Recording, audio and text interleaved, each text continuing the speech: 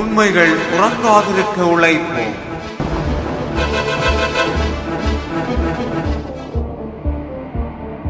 இடிமுழக்கம் YouTube channel நண்பர்கள் அனைவருக்கும் இந்த நேர வணக்கங்கள். இன்றைய நாளின் பற்பல செய்திகளோடு இணைந்திருக்கலாம். இன்றைய நாள் 10ஆம் நாள் ஜூன் மாதம் 2026ஆம் ஆண்டு புதன்கிழமை. இன்றைய நாள் எல்லோருக்கும் மகிழ்ச்சியான நாளாக அமையட்டும்.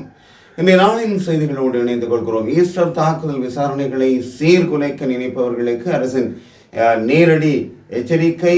விசாரணைகள் அரசியலாக்கப்படக்கூடாது. அரசாங்கத்திடம் நாமல் முன்வைத்த கோரிக்கை.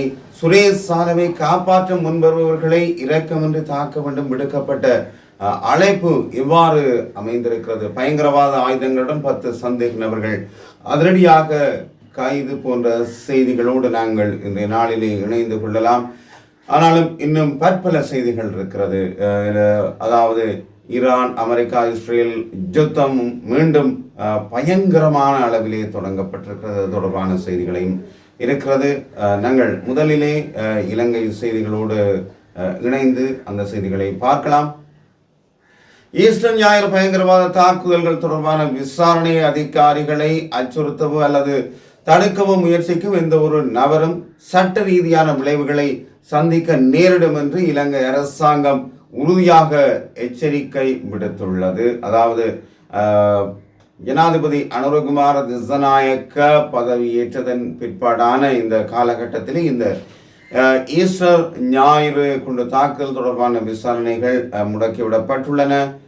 அது ஒரு பக்கத்திலே நடைபெற்று கொண்டிருக்கிற உண்மையில் அது தொடர்பான விசாரணை ஒரு பக்கம் நடைபெற்று கொண்டிருக்க, மறுபுறம் யாழ் செம்மணி சித்துப்பாத்தி விவகாரம் தொடர்பாக பேசப்பட்டு அதற்கான நிதியம் ஒதுக்கப்பட்டு அந்த தடயங்களும் இப்பொழுது எடுக்கப்பட்டிருக்கின்றன. எங்களுடைய மக்களின் மனித எச்சங்கள் செம்மணி சித்துப்பாத்தி பகுதியிலிருந்து மீட்கப்பட்டிருக்கின்றது.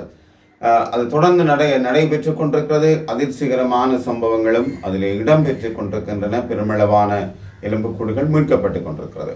அதாவது அத்தகைய செயல்கள் தொடர்பான உண்மைகள் நீதிமன்றத்தால் தெரிவிக்கப்படும் என்று அமைச்சரவை பேச்சாளர் அமைச்சர் நலிந்த ஜெயதிச அறிவித்திருக்கின்றார். 2019 ஏப்ரல் 21 பயங்கரவாத தாக்குதல் தொடர்பான தற்போதைய விசாரணையை சுற்றி உள்ள அதிகரித்த அரசியல் பதற்றங்கள் மற்றும் பொது விவாதங்களுக்கு மத்தியில் இந்த கருத்துக்கள் வந்திருக்கின்றன. உண்மையில் புலனாய்வாளர்கள் புதிய தடயங்களை தொடர்ந்து தேடி வரும் நிலையில் விசாரணையின் செயல்பாட்டில் செல்வாக்கு செலுத்த அல்லது சீர்குலைக்க மேற்கொள்ளப்படும் முயற்சிகள் குறித்த கவலைகள் அதிகரித்துள்ளது என்று அவர் மேலும் தெரிவித்திருக்கின்றார். முன்னாள் ஜனாதிபதி கோட்டபாய ராஜபக்ச உள்ளிட்ட பல நபர்கள் மீது வெளிநாட்டு பயணத்தடை விதிக்கப்பட்டது உள்ளிட்ட சமீபத்திய சட்ட ரீதியான முன்னேற்றங்களை தொடர்ந்து இந்த குழப்பங்கள் திடீரென்று அதிகரித்துள்ளதாக அமைச்சர் சுட்டிக்காட்டியிருக்கிறார். சுரேஷ் சாலே 90 நாட்களுக்கு மேலாக காவலில் வைக்கப்பட்டிருந்த போது காணப்படாத அமைதியின்மையும் கூச்சலும் கோட்டபாய ராஜபக்ச உட்பட 3 நபர்களுக்கு வெளிநாட்டு பயணத்தடைகள் விதிக்கப்பட்டதை தொடர்ந்து தற்போது திடீரென உருவாக்கப்பட்டுள்ளது என்று அவர் கூறியிருக்கிறார். இந்த நிலையில் இது தொடர்பாக ஒரு குறிப்பிட்ட குழு உள்நோக்கத்துடன் செயல்படுகிறது என்பது தெளிவாக உள்ளதாக நலிந்த குறிப்பிட்டிருக்கின்றார். அமைச்சர் நலிந்த இவ்வாறு குறிப்பிட்டிருக்கிறார். முன்னாள் அரச புலனாய்வு தலைவர் சுரேஷ் சாலேவை குறிப்பிட்ட அமைச்சர் ஒரு முன்னாள் சிரேஷ்ட இராணுவ புலனாய்வு அதிகாரி என்ற முறையில் இது போன்ற விசாரணைகள் எவ்வாறு செயல்படுகின்றன என்பதையும் ஒத்துழைப்பின் முக்கியத்துவத்தையும் அவர் முழுமையாக அறிந்திருப்பார் என்றும் தெரிவித்திருக்கின்றார். இதன்படி ஈஸ்டர் ஞாயிறு தாக்குதல்கள் போன்ற ஒரு கொடூரமான குற்றம் குறித்து விசாரணைகள் நடத்தப்படும் போது ஒருவர் குற்றமற்றவராக இருந்தால் விசாரணைக்கு ஒத்துழைப்பது சிறந்த நடவடிக்கையாகும் அவர் அவ்வாறு வலியுறுத்தி இருக்கின்றார். இதேவேளை ஒரு தனிநபரோ அல்லது அவருக்கு ஆதரவளிக்கும் ஒரு குழுவோ விசாரணையை சீர்குலைக்கும் நோக்கில் அமைதியின்மையை உருவாக்க முயன்றால் அது மறைமுகமாக அவர்களின் சாத்தியமான ஈடுபாடு குறித்து கேள்விகளை எழுப்புகிறது என்று அமைச்சர் நலிந்த மேலும் சுட்டி காட்டியிருக்கின்றார். உண்மை அதுதான். என் மீது குற்றமில்லை என்றால் விசாரணைக்கு ஒத்துழைத்து அந்த விசாரணையை முடித்து நாங்கள் வெளியேறக்கூடியதாக இருக்கும். ஆனால் குற்றம் இருப்பதால் தான் இந்தளவு முட்டுக்கட்டைகள் எல்லாம் போடப்படுகின்றது. கிட்டத்தட்ட இந்த யுத்தத்தின்பால் கைது செய்யப்பட்டவர்கள் பல வருடக்கணக்காக சிறையிலே இருந்தார்கள். தற்பொழுதும் விடுவிக்கப்படாமல் இப்பொழுதும் இருந்து கொண்டிருக்கின்றார்கள். உண்மையில் அவர்களுக்கான விசாரணைகள் நடைபெற்று கொண்டிருக்கிறதா இல்லையா என்பது கூட தெரியாது. ஆனால் இப்பொழுது அனுரகுமார திசாநாயக்க அவர்கள் இலங்கையின் ஜனாதிபதியாக பதவியேற்றதன் பின்னர் இந்த விசாரணைகள் தொடர்ந்து முடுக்கிவிடப்பட்டிருக்கிறது. இதன்பால் கைது செய்யப்பட்டிருக்கின்றார்கள். வெளிநாட்டு தடைகள் எல்லாம் விதிக்கப்பட்டிருக்கின்றது. இதிலிருந்து இதை குழப்பி இதிலிருந்து மீள்வதற்காக பல முயற்சிகள் பல தரப்பாலும் நடைபெற்று கொண்டிருக்கிறது. உண்மையில் இதற்கான ஒத்துழைப்புகளை வழங்கி அரசுக்கு ஒத்துழைத்து இந்த பிரச்சனைகளுக்கான ஒரு நல்ல தீர்வை வழங்குவதுதான் உண்மையான அது அரசுக்குமான ஒரு சாத்தியமான ஒரு விடயம். அதே நேரத்திலே இந்த குற்றவாளிகள் தண்டிக்கப்பட வேண்டும். அதோடு சம்பந்தப்பட்டவர்கள் விசாரணைக்கு முழு ஒத்துழைப்பையும் வழங்க வேண்டும். உண்மையில் இதுதான் இந்த விடயங்கள். இன்று செய்வது நாளைக்கு தவறாக இருக்கும்.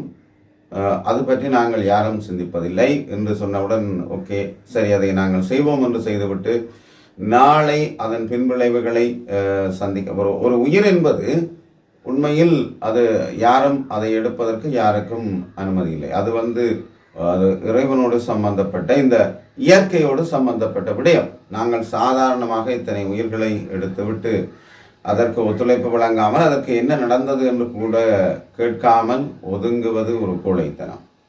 உண்மையில் அதுக்கு இந்த அரசுக்கு அது சம்பந்தப்பட்டவர்கள் ஒத்துழைக்க வேண்டும். ஆனால் எல்லோருக்கும் தெரியும், சானியா பேசுகிற அவர்கள் இந்த பொறுப்புக்கு வந்த பொழுது இவரில் இந்த விடயங்களுக்கான விசாரணைகள் எல்லாம் நடக்கும் என்பதும் தெரியும். அவர் வந்த பொழுது ஒரு பயம் எல்லோருக்கும் ஏற்பட்டிருந்தது. சரி, மேலும் இது தொடர்பான செய்தி. தேசிய பாதுகாப்பு மற்றும் உயிர்த்த ஞாயிறு பயங்கரவாத தாக்குதல் தொடர்பான விசாரணைகள் முறையாக நடத்தப்பட வேண்டுமே தவிர அரசியல் லாபங்களுக்காக அவை அரசியலாக்கப்படக்கூடாது. இவ்வாறு நாடாளுமன்ற உறுப்பினர் நாமல் ராஜபக்ச தெரிவித்திருக்கின்றார். நாடாளுமன்ற விவாதத்தில் கலந்து கொண்டு உரையாற்றிய போதுதான் அவர் இந்த விடயத்தை குறிப்பிட்டிருக்கின்றார். தற்கொலை குண்டுதாரி ஒருவரின் தந்தை ஜேவிபி கட்சியின் தேசிய பட்டியலில் உள்ளடக்கப்பட்டிருப்பதாக கூறப்படும் விவகாரம் குறித்தோ அல்லது குண்டுதாரி ஒருவருக்காக நீதிமன்றில் முன்னிலையான சட்டத்தரணி ஒருவர் கடந்த தேர்தலின் போது ஆளுங்கட்சிக்கு ஆதரவாக பகிரங்கமாக பிரச்சாரம் செய்தமை குறித்தோ நாடாளுமன்றத்தில் உரையாற்றியவரும் ஏன் பேசவில்லை என்று நாமல் ராஜபக்ச கேள்வி எழுப்பியிருக்கின்றார். இந்த நிலையில் முறையான விசாரணைகள் நடத்துமாறு தாங்கள் கூறுவதாகவும், ஆனால் இந்த விவகாரங்களை அரசியல் மேடை நாடகமாக மாற்றக்கூடாது என்றும் அவர் வலியுறுத்தி இருக்கின்றார். இதேவேளை எதிர்கட்சிகளுக்கு எதிராக சுமத்தப்படும் குற்றச்சாட்டுகளுக்கு பதிலளித்த நாமல் ராஜபக்ச பொருளாதார கொலையாளிகள் பற்றி பேசுபவர்கள் அரசியல் கூற்றுக்களை முன்வைப்பதற்கு முன்னர் அது தொடர்பான நீதிமன்ற தீர்ப்புகளை முழுமையாக படித்து புரிந்து கொள்ள வேண்டும் என்றும் தெரிவித்திருக்கின்றார். மேலும் தற்போதைய அரசாங்கத்தின் கீழ் நாடு தொடர்ந்து கடுமையான பொருளாதார இன்னல்களுக்கு முகம் கொடுத்து வருவதாகவும், உத்தியோகபூர்வ புள்ளி விவரங்களின்படி வறுமையின் அளவு கடுமையாக உயர்ந்துள்ளதாகவும் அவர் சுட்டிக்காட்டியுள்ளார். இது நாடாளுமன்ற விவாதத்திலே அவரின் கருத்தாக இருக்கிறது. உயிர்த்த ஞாயிறு தாக்குதல்கள் அரசியலாக்கப்படக்கூடாது, அது விசாரணையாக இருக்க வேண்டும் என்று அவர் கோரிக்கை விடுத்துள்ளார். சுரேஷ் சாலே ஒரு கரப்பான் பூச்சிக்கோ அல்லது எலிக்கோ கூட பயப்படும் ஒரு கோழை என்றும், இது போன்ற கசாப்புக்காரர்களை பாதுகாக்க முன்வருபவர்கள் இரக்கமின்றி தாக்கப்பட வேண்டும் என்று ஒருங்கிணைப்பாளர் சமீர பெரேரோ தெரிவித்திருக்கிறார். இடது மையத்தின் ஒருங்கிணைப்பாளர் அவர் ஒரு ஊடக மாநாட்டில் உரையாற்றுகையில் தான் ராஜபக்ச குடும்பத்தை பாதுகாக்க குற்றங்களை செய்த எவரும் இந்த முறை தப்பிக்க முடியாது என்று வலியுறுத்தி இருக்கிறார். ஏனென்றால் அதுதான் இந்த விசாரணைக்கான அடித்தளம் மிக கடுமையாக இடப்பட்டிருக்கின்றது. இதனால் தான் அவரும் இந்த கருத்தை கூறியிருக்கிறார். சுரேச ஆலேவை ஒரு போர் வீரராக முன்னிறுத்தும் முயற்சியை கடுமையாக விமர்சித்த பெரேரோ, ராஜபக்ச குடும்பத்தை பாதுகாக்க கசாப்புக்காரர்களாக பணியாற்றியவர்கள் அல்ல, மாறாக நாட்டிற்காக தங்கள் கண்கள், சதை மற்றும் இரத்தத்தை தியாகம் செய்தவர்களே உண்மையான போர் வீரர்கள் என்று சுட்டிக்காட்டியிருக்கின்றார். திரிபோலி பிளாட்டூன் போன்ற கொலைகார கும்பல்களை வழிநடத்தி பத்திரிகையாளர்களை கொல்வதற்கு, எதிரிகளை காணாமல் போக செய்வதற்கும் பயங்கரவாதிகளுடன் இணைந்து சாலை ஒப்பந்தம் செய்ததாக அவர் குற்றம் சாட்டியிருக்கின்றார். ஈஸ்டர் படுகொலை என்பது அதிகாரத்தை கைப்பற்றுவதற்காக திட்டமிடப்பட்ட ஒரு சதி என்றும் அது குறித்து விசாரணை தற்போது இறுதிக்கட்டத்தில் உள்ளது என்றும் அவர் கூறியிருக்கிறார். முன்னாள் ஜனாதிபதி கோட்டபாய ராஜபக்ச மீது விதிக்கப்பட்ட பயணத்தடை அத்துடன் நின்றுவிடாது என்றும் இந்த மாபெரும் சதியை திட்டமிட்ட அனைவரும் தண்டிக்கப்படுவார்கள் என்றும் அவர் நம்பிக்கை தெரிவித்திருக்கின்றார். கோட்டபாய ராஜபக்ச மீது பழி சுமத்தப்படுகிறது என்பதை அறிந்ததாலேயே விமல் வீரவன்ச, சரத் வீரசேகர மற்றும் உதய கமின்பல போன்றோர் திடீரென சாலேவுக்கு ஆதரவாக நிற்கிறார்கள் என்று பெரியரோ கூறியிருக்கின்றார். கோட்டபாயவின் காட்டுமிராண்டித்தனமான படைப்பிரிவு இப்போது தனது பிடிப்பை இழந்து விட்டதாகவும் நீதி வழங்கப்படும் செயல்முறையை கண்டு அது மிகவும் அஞ்சுவதாகவும் அவர் குறிப்பிட்டிருக்கிறார். பெரியரோ இந்த கசாப்புக்காரர்களுக்கும் பயங்கரவாதிகளுக்கும் ஆதரவாக உண்ணாவிரதம் இருப்பதையோ அல்லது வீதிகளில் இறங்குவதையோ விடுத்து ஈஸ்டர் தாக்குதல்களில் உயிரிழந்த அப்பாவி மக்களை பற்றி சிந்திக்க வேண்டும் என்று சாமிர பெரியரோ பொதுமக்களை வலியுறுத்தி இருக்கிறார்.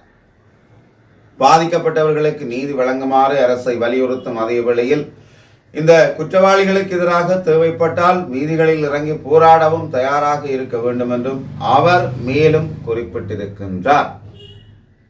அதாவது இந்த கொலைகார கும்பல்கள் என்றும் அவர்களை கசாப்பு கடைக்காரர்கள் என்றும் அவர் வர்ணித்திருக்கிறார். ஏனெனில் ஈஸ்டர் குண்டு தாக்குதலில் எல்லோரும் ஒரு சதை துண்டங்களாக ஆங்காங்கே தொங்கிய அந்த மக்களாகவே காணப்பட்டார்கள். அதற்காகத்தான் அவர் நான் நினைக்கிறேன் கசாப்பு கடைக்காரர்கள் என்று வர்ணித்திருக்கின்றார். எல்லோருமே அதை எதிர்பார்க்கிறார்கள். ஈஸ்டர் ஞாயிறு குண்டு தாக்குதலுக்கு ஒரு சிறந்த தீர்வு கிடைக்க வேண்டும் என்று.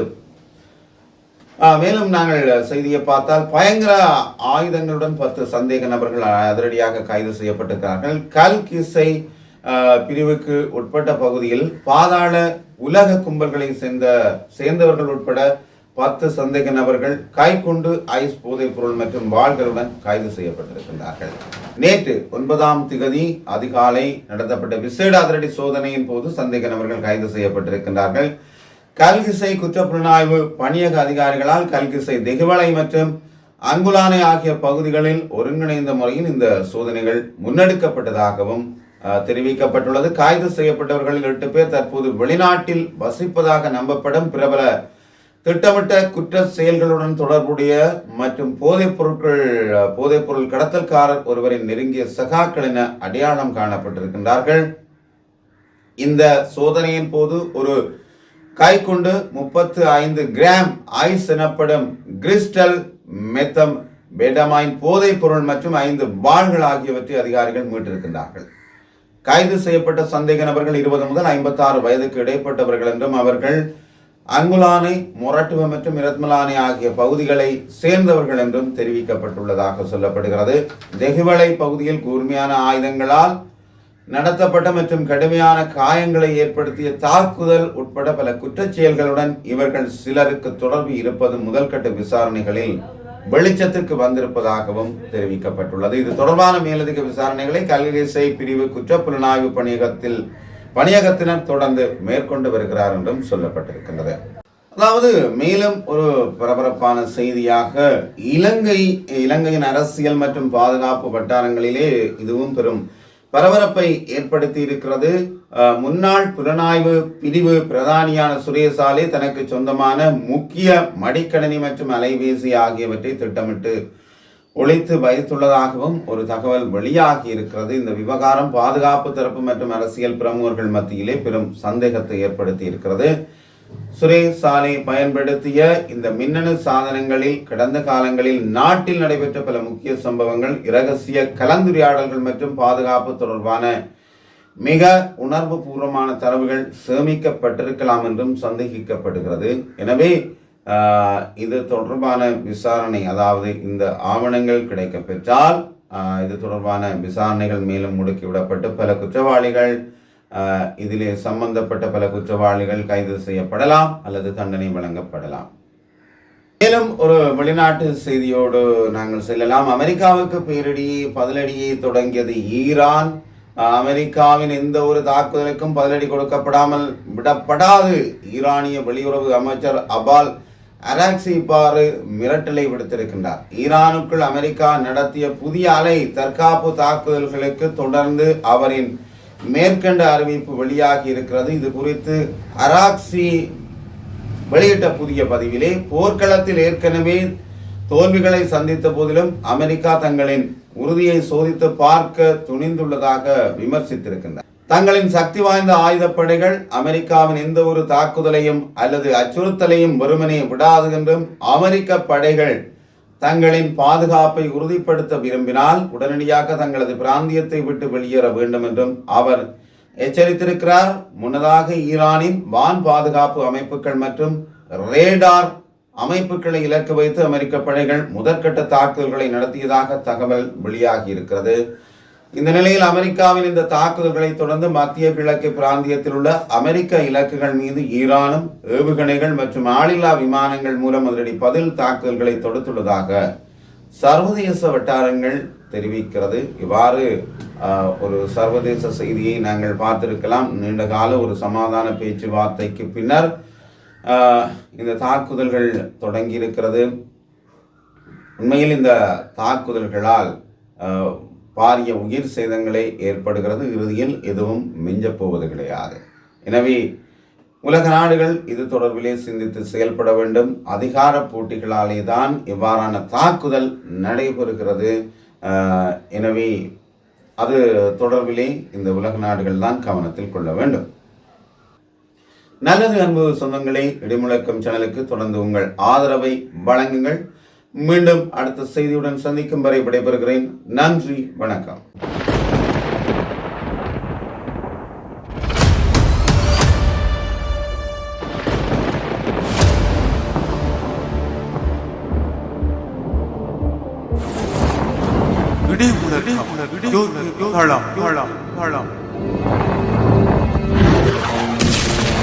உண்மைகள் உறங்காதிருக்க உழைப்போம்.